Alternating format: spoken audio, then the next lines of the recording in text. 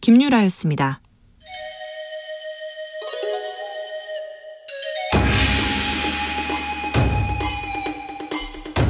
빛보다 빠르게 슉슉, 바람보다 가볍게 슉슉, 경제 공부 술술. 경제를 알아야 인생의 고수가 된다. 경공술.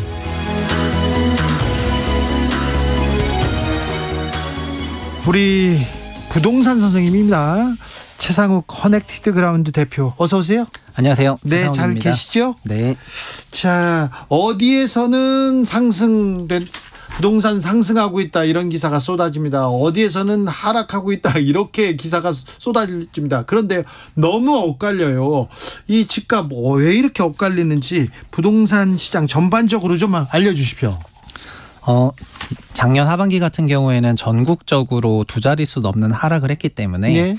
체감 실거래가도 굉장히 30% 이상 하락한 지역이 있을 정도로, 그래서 뭐 이구동성 하락을 기표를 했는데요. 네. 올해 같은 경우에는 부양 정책도 있었고, 그리고 여러 가지 좀 특례보금자리론 같은 이런 것도 있다 보니까 상승이 나타나는 지역이랑 하락이 나타나는 지역이 동시에 발생을 해서 네. 상승 지역을 얘기하면 상승한다고 얘기하고 하락 지역을 얘기하면 하락한다고 얘기하는 것 같습니다.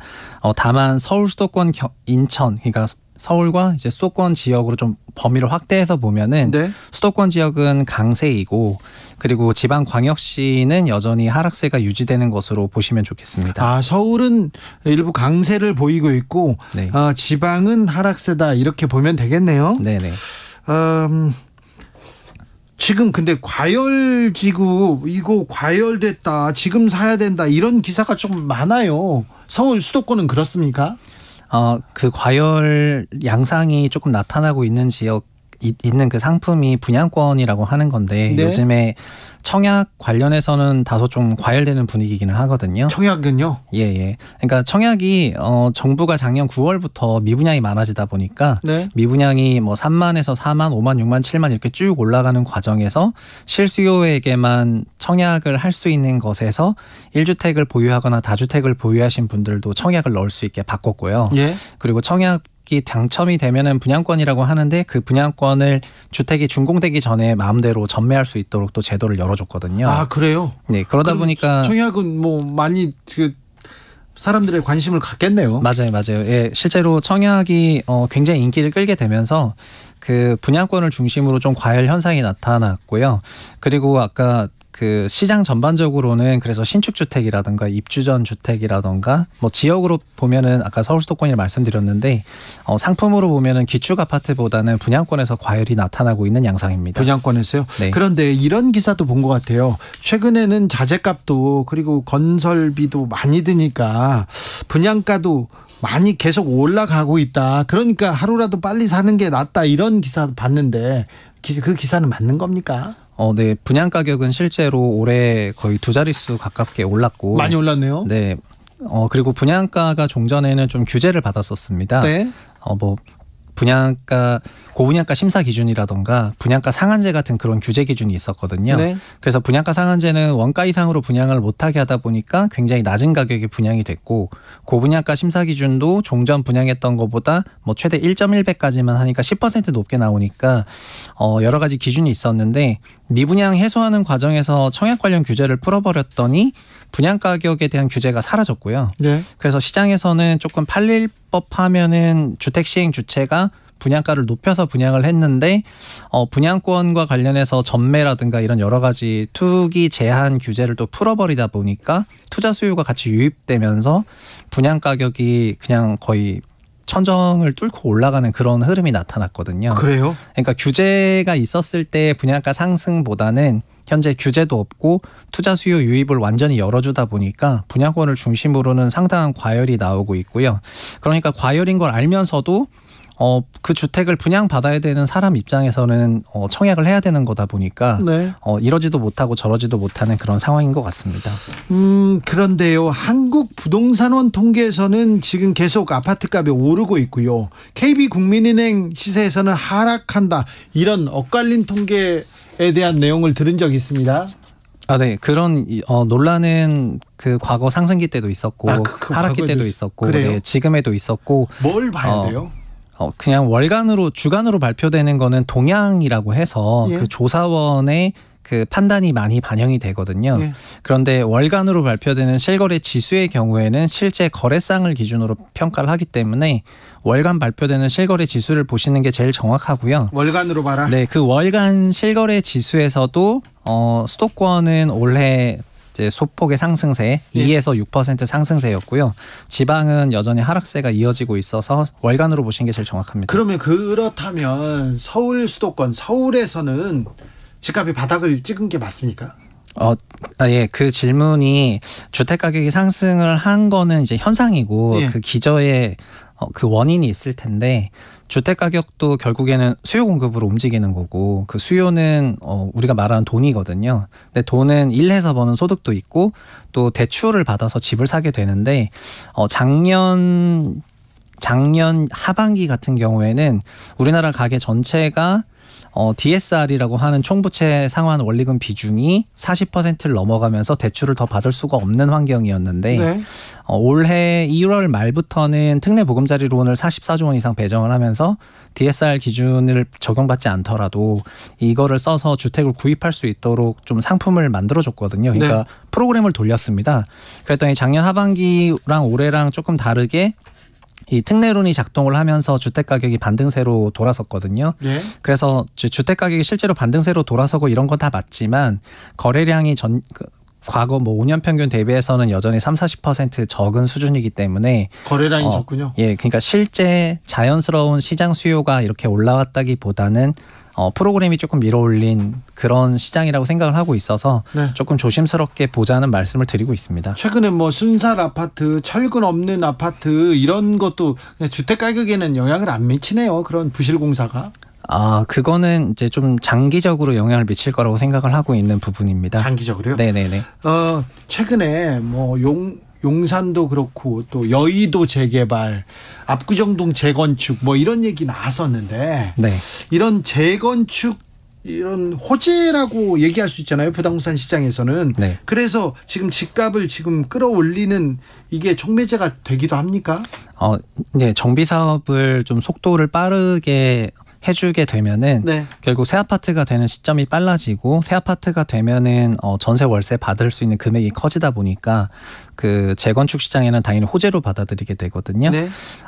오세훈 시장이 태세 전환을 지난달에 한 것 같습니다. 그래서 서울시에 있는 재건축의 속도를 좀 더 높이겠다는 게 전반적인 방침이다 보니까 이게 뭐 이제 혹자는 내년 총선을 염두에 두고 포석이라고 생각하는 분도 계시는 것 같은데 어쨌든 구도심 재건축 재개발 사업에서는 다 호재로 받아들이면서 특히 아까 서울 수도권 강세라고 했는데 네. 그 중에서도 재건축 강세예요. 재건축. 네. 재건축 그 주변도 그럼 다 같이 오릅니까? 그러니까 재건축 아파트가 주변 기축 아파트 대비 차별적으로 상승률이 높게 나온다는 말씀이고요. 예. 이런 것들이 그 정책이랑 다 연계가 돼서 작동을 하는 것 같습니다. 그러면 그 재건축 아파트가 많이 오르면 옆에도 따라 오르잖아요. 그리고 다른 동네도 따라 오르고. 그게 재건축이 실제로 단계 진행이 되게 되면은 만약에 85년도 아파트가 재건축이 되면은 네. 88년 준공된 아파트도 기대감을 갖게 되고 88년 아파트가 올라가면 또 91년 아파트도 따라가기 때문에 말씀하신 부분이 맞고요. 그리고 재건축은 멸시를 하게 되면은 철거를 하게 되면 해당 주택에 거주하시는 분들이 주변 지역으로 임차로 들어가게 되는데 그 과정에서 임차료가 좀 치솟는 경향이 있거든요. 예. 그 임차료가 치솟을 때는 또 기존 주택 가격을 밀어 올리기 때문에 네. 정비 사업이 활성화되는 과정에서는 기존 주택 가격이 항상 강세였어요. 예. 그래서 재건축 활성화가 기존 주택 가격 강세로 연결되는 정책인 것은 명확하죠. 네. 오세훈 서울시장은 재개발 재건축 늦어서 집값이 급등했다. 오히려 속도를 높이겠다 이렇게 얘기해요.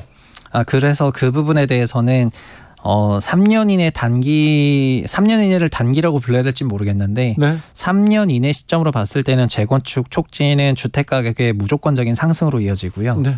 아마 오 시장이 말하는 거라든가 일부 시장에서 재건축을 촉진해야 구도심에 주택이 많이 준공되니까 주택 공급이 된 효과로 주택 시장이 안정화된다고 하는 거는 굉장히 긴 장기적인 관점에서의 뷰예요. 이런 기사 네. 좀 읽어보겠습니다. 역대 최소 공급난에 집값 폭등 현실화 우려 얘기도 했고요. 이러다 또 집값 엄청 오르려나 역대 최저 찍었다는 착공 분양도 뭐 이렇게 이루어지고 있다 이렇게 얘기하는데 이 기사는 어떻게 보십니까? 그냥 올해 준공량은 주택 전체로 보면은 상반기까지 18만 호 준공을 했는데 작년에 18만 호 준공했으니까 올해 준공량이 작년이랑 사실 똑같아서 예. 그래서 특정 한 개월이 뭐 전년비 크게 감소한다는 뉴스에 대해서 너무 이렇게 걱정하실 필요는 없을 것 같고요. 그리고 인허가라든가 이런 부분 보더라도 작년이랑 유사하거나 좀 더 높기 때문에 괜찮을 것 같습니다. 지금 분양이 조금 감소하고 있는데 분양 감소하는 부분은 언젠가 이제 공급이 확실히 줄어든다 이런 생각이 들 날이 올 수 있는데 근데 지금 무엇보다 이제 문제는 주택가격이 좀 비싸다 보니까 네. 수요가 위축되는 속도가 더 빨라서 네. 지금은 공급 축소보다 수요가 줄어드는 게 더 빨랐는데 그게 작년 하반기에 좀 본 모습이 나타났었던 부분인데 이거를 올해 좀 인위적으로 수요를 부양하면서 하려고 했었던 거가 시장을 조금 왜곡시키는 그런 부분이 있는 것 같습니다. 대표님 그러면요. 네. 이제 신혼부부 그리고 열심히 성실하게 돈 모으고 그랬던 사람들이 집을 사야 된다 이렇게 생각하는 사람들이 있을 거 아니에요. 네. 올 하반기에 집을 사야 됩니까 말아야 됩니까? 서울에 있는 사람 네. 저는 개인적으로는 주택을 사기 좋지 않은 시점이라고 생각하는데 좋지 않아요. 네네. 그 주택이 지난 수십 년 동안 초과 상승했었던 기간이 예. 가계 대출을 많이 열어주던 기간에 많이 올랐었습니다. 예. 그러니까 2001년부터 2007년 그리고 2014년부터 2021년이요. 네네. 이때는 가계대출이 폭증을 했거든요. 그렇죠. 빚내서 집 사라 이런 정책이었잖아요. 네, 실제로 대출이 수요에 포함이 되니까 예. 대출이 늘어나면 주택 가격이 많이 올라가요. 네. 근데 그 대출이 마음대로 늘어나는 게 아니라 제도적으로 대출을 열어줘야지 되거든요. 네. 그리고 정부가 제도적으로 대출을 열어줄 때는 이유가 있고요. 예. 근데 현재는 대출을 구조적으로 대출 증가를 막으려고 하는 구간이기 때문에 그렇게 주택 가격이 초과 강세로 갈 만한 좋은 시기는 아니라고 생각하고요. 예. 좋은 시기가 아니라면 가격이 싸야 되잖아요. 예. 가격이 싸야 되는데 현재 주택 가격은 그냥 역대 어느 지표를 보더라도 가장 높아요. 예. 그러니까는 뭐 서울이라고 말씀하셔서 서울은 전세 가격의 1.3배에서 전세 2.6배까지 왔다 갔다 했었어요. 예. 전세 5억이면은 6억 5천에서 가장 비쌀 때는 2.6배니까 13억까지 왔다 갔다 했었습니다. 가장 쌌었을 때가 2016년이고 제일 비쌌을 때는 2008년인데 지금도 2배로 높은 편이에요. 예. 그러니까 정책 타이밍이 좋지 않고 가격도 좋지 않기 때문에 굳이 올해 하반기에 반드시 매수해야 될 이유가 없다면은 그냥 예. 매수를 조금 이연시켜서 기다려도 괜찮다고 생각합니다. 기다려도 괜찮다. 네. 예. 전세 조금 걱정했어요. 전세 대란 나온다고도 했고 역전세 문제 생긴다 이런 얘기도 있었는데 지금 정부 정책 괜찮습니까? 정부는 그러니까 주택 시장의 경착륙을 좀 주택 가격이 빠르게 빠지는 거를 네. 무조건 막고 싶어 하는 것 같습니다. 예. 그래서 수요가 없으니까 뭐 우리 소득이 늘어나지도 않았지만 소득을 안 보고 일단 대출 빌려주겠다. 네. 이게 상반기 자세였고 예. 하반기에 역전세 문제가 있다고 하니까 역전세도 임대인이 돌려줘야 되는 건데 그 돌려줄 돈에 대해서는 또 DSR을 안 보고 그래서 DTI 보겠다고 하면서 또 은행에서 우회로를 빌려주기로- 만들어가지고 하는 걸 보면은 그냥 부동산 가격이 하락하는 거에 대해서 굉장히 좀 노이로제 성격을 갖고 있는 것 같고요. 그래서 어쨌든 뭐 여러 이유가 있겠지만 경착륙을 막기 위해서 최선의 노력을 다하다 보니까 정책 효과가 시장에 좀 작동을 하는 것 같고요. 그래서 이게 지금 하반기에 뭐 문제라고 생각했는데 문제가 안 터지니까 별 문제가 아니었던 거 아니냐 이런 게 아니고 네. 결국 그 문제가 되는 시기가 그냥 23년 하반기에서 24년으로 미뤄졌을 뿐이다 이렇게 생각하고 네. 있습니다. 전세를 살아야 되나 월세를 살아야 되나 지금 고민하는 사람들이 많은데요. 어떻게 말씀해 주시겠습니까? 그거는 그냥 형편에 맞게 사시면 되는데 네. 전세가 그냥 냉정하게 보면 과거에는 전세가 항상 쌌거든요. 그렇죠. 전세가 좋았죠. 서민들한테는 뭐. 전세는 대출을 통해서 조달하니까 예. 월세 나가는 돈보다 전세 대출이자가 더 낮아서 네. 전세가 무조건 유리했다 이렇게 생각을 하셨는데요. 그게 뭐 지금도 맞긴 한데 다만 최근에는 전세 보증금을 못 돌려받는 케이스가 많다 보니까 예. 그 주택의 전세가율이 예. 70%를 넘어가는 전세라면 네. 거기서부터는 전세보다는 뭐 전세 월세 보증부 월세 이렇게 전환하시던가 예. 어느 정도 일정 비중은 좀 버퍼를 갖고 가시는 게 좋을 것 같습니다. 예. 부동산 문제 크게 걱정할 필요는 없죠. 지금 뭐 전세 월세 뭐 문제도 마찬가지고. 뭐 문제를 어떻게 규정하냐에 따라서 그 답변도 달라질 수밖에 없는데. 네, 근데 전세 폭탄이라던가 역전세 대란이던가 그런 상황은 아니고 지금은 거의 좀 안정돼 있는 상황 아닙니까? 네네. 전세도 사실은 올해 한 2분기를 기준으로 어느 정도 반등에 성공을 했거든요. 네.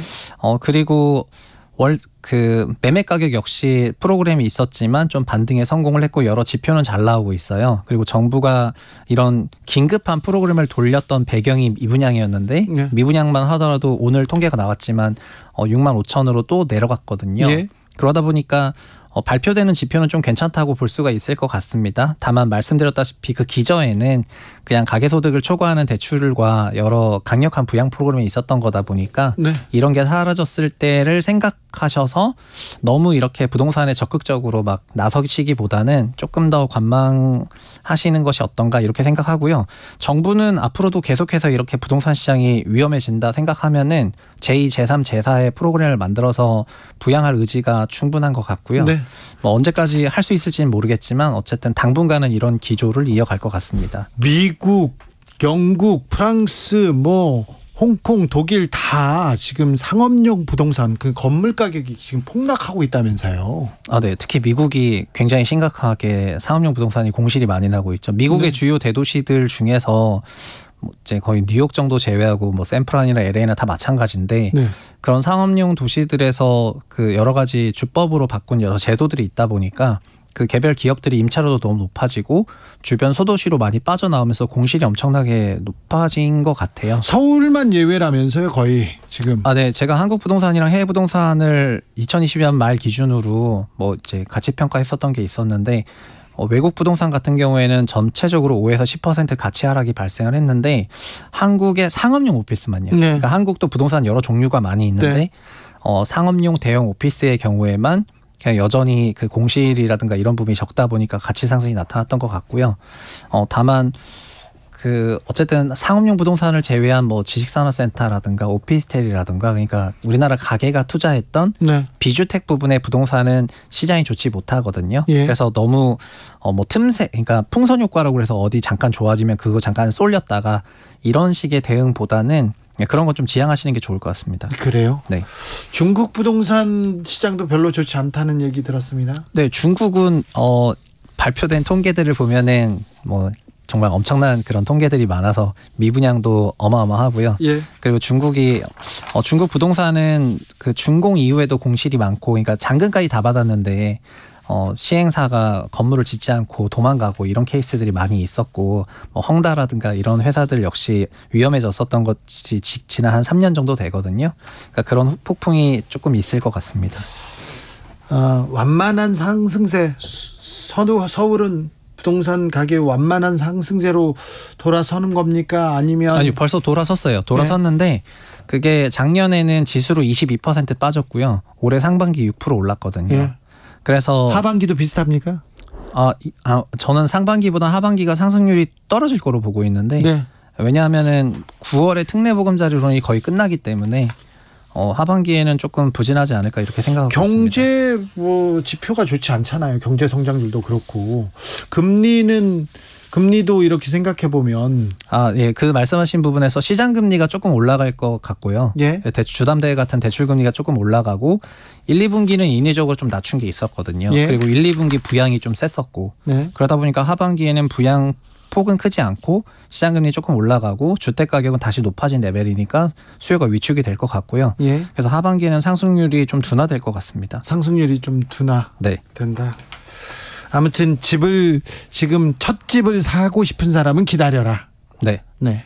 이사 가는 사람들은 그건 알아서 판단하시면 되고. 네, 그냥 청년들이요. 청년들도 기다려라. 청년들은 청약이라든가 이런 것들을 잘 알아보시면 좋겠습니다. 청약은 또 비싸다면서요. 그냥 분양가 상한제가 적용받는 공공청약이요. 알겠습니다. 예. 말씀 잘 들었습니다. 네. 최상욱 커넥티드 그라운드 대표였습니다. 감사합니다. 감사합니다. 주진우 라이브